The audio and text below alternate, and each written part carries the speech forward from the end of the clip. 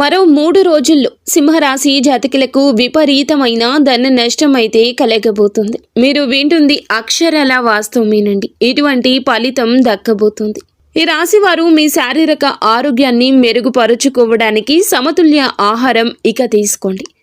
విదేశాల్లో సంబంధాలు ఉన్న వ్యాపారస్తులకు, ట్రేడ్ వర్గాల వారికి విపరీత ధన నష్టం సంభవించబోతోంది.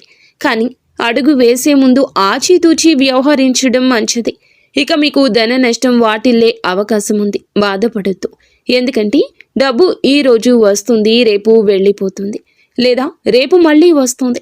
డబ్బు పోయిందని బాధపడుతూ చింతిస్తూ కూర్చోవద్దు.